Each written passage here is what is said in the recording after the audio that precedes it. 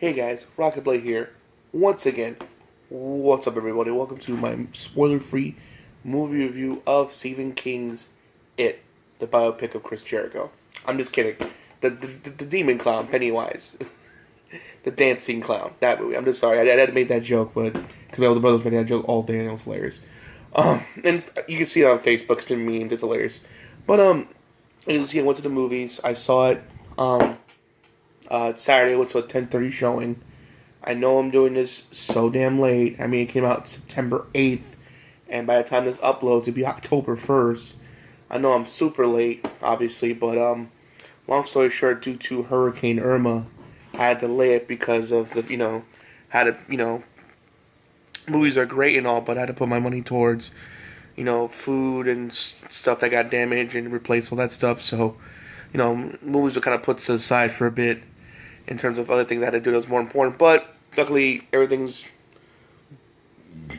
back to normal, and now I'm able to finally see the movie. I mentioned before, it will be spoiler free, so don't worry about spoilers. But let me say this before going forward. I have not seen the 1990 miniseries, so I can't really compare it, unfortunately. Maybe one day I'll try to find the movie, because I saw it on DVD at Walmart for $5 at a bin somewhere, so I'll probably check it out and probably maybe do a video comparing the movie and the TV version. But the only thing I saw, I saw it but not see it. I saw the review of the original 1990 series of Stephen King's It, through Doug Walker's review, aka the Nostalgia Critic, which oddly enough he didn't like the new one either. In fact, he's doing a review of it where you could watch it on a theater with people do a Q&A watching the movie and stuff of the new It movie, which I think is pretty cool. But it's only in Chicago, obviously. I kind of wish they maybe one of those special reviews go different states and do it maybe one day. But let's with that being said, let's jump right to it. The first thing I want to address is actually the child actors that acted in the movie themselves. Oh my god, they were amazing. I mean, most movies I see with child actors have been bad or okay at best, or don't actually say decent. There's some good child actors. Movies with kid actors are actually really good, but this one though, they were amazing. These were great child actors, man. They were phenomenal. These kids have a future in the acting business, at least. Cause they did just a sensational job. You care for them. They make you laugh, and you care for these characters. And when you worry about what's gonna happen to them, it's such a lovable casting crew. There's maybe one or two that was kind of just there, and one was kind of dry. But I blame more of the script because they weren't they had a chance to really shine. But it was such a great cast of characters. They were so phenomenal, and it was just a great. And it really also feels like you're in the '80s. It feels that you're in the '80s. One of the things the main character is Bill, before his little brother went to play with the boat outside in the rain because he couldn't because he was sick. He was watching his little brother outside in the background see Beetlejuice poster, let you know, hey, it's the '80s. Oh, and funny enough, there was one scene where Will was talking to one of his friends in the arcade. Yeah, remember those, the arcades? Oof. Now that's dead nowadays, but I kind of miss those. Funny enough, he was playing Capcom's the original Street Fighter. Not Street Fighter 2, not Championship Edition or Turbo Edition. The original Street Fighter, aka the shitty one. I don't know the jab I don't know if it's a jab at the fact that they consider the TV one stunk and their movie is superior, or that's just a coincidence. I don't know, but I find that just funny to me. Anyway, what was it? So yeah, the child has it's a guy named the actor played him the clown Pennyworth himself. I believe his name is Bill. I can't pronounce his last name. I think it's European or something.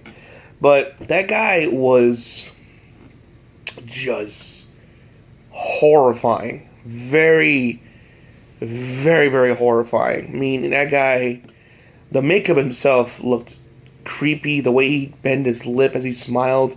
Hell, you can look him up on, I think, the Tonight Show or Jimmy Kimmel, where he showed that he can actually do it.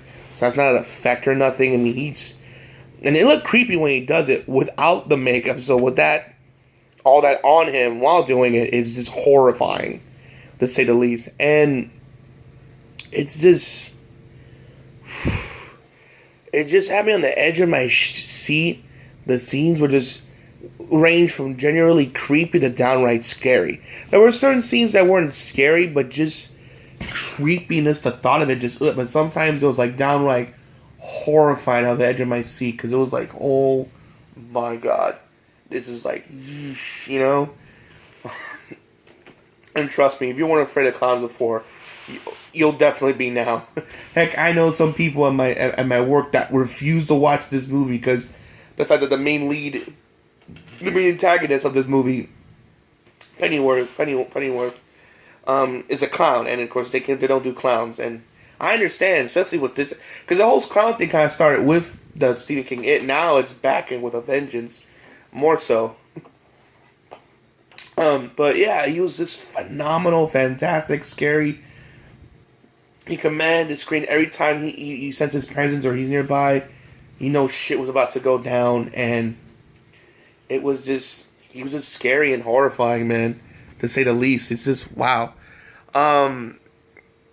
Yeah, it's a good story, good atmosphere, as you feel like you're back in the 80s. Like I said, you care for the characters, the child actors are great. The scares themselves were, like I said, range from just, I mean, there was some jump scares, but I'm a jump scare whore. I like jump scares. I mean, it takes a little time to make you jump and be frightened. And some were kind of creepy but not scary, but other things like I mentioned before were just horrifying. The one scene I won't spoil, but my favorite, what's my favorite horror scene was you saw the trailers when they're looking at the projector. I won't say what happens, but that was my favorite moment. That was just horrifying. The smile he put, nightmare inducing, to say the least. And also, of course, being very violent too. Not super violent, but it's definitely violent. It lets you know this movie is rated R, and it earns it, to say the least. And it's just genuinely creepy and just scary. I mean, it's just the atmosphere is just, you're on edge. And it's so cool, when the clown's not there, when the kids themselves are hanging around doing kid stuff, whether it's hanging around the park or swimming at the lake, it's it feels like a different movie in a good way. It feels like, oh man, it's so nice and like an innocent movie. But then when that clown comes around, or that iconic red balloon, shit gets real. You know what this reminds me of? I think it's a good comparison of this movie called Jet Li's Unleashed, where there's one point he's his character it's his built to fight, and then later on in the movie, I won't spoil what happened, but basically he meets a family and it changes, and it's really this nice happy-go-lucky kind of thing where he just sort of he just the family life and stuff, and it's really nice. But when he has to go back to fight, it shifts. It's kind of that, I mean that in a good way. It feels like one movie, and it shifts back to horror, but it does it very smoothly and very, very, very smoothly, to say the least. Overall, I definitely enjoyed it. I cannot wait for the sequel, which I think as of today, which I'm kind of, in a way, I'm glad I'm doing it late. It's coming out September.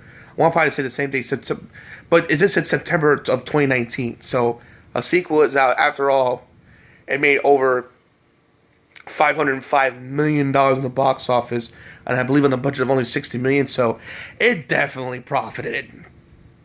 And I definitely, I could say to say also that it's going to be a horror house in Halloween Horror Nights next year. I'm definitely going to say that that's a guarantee.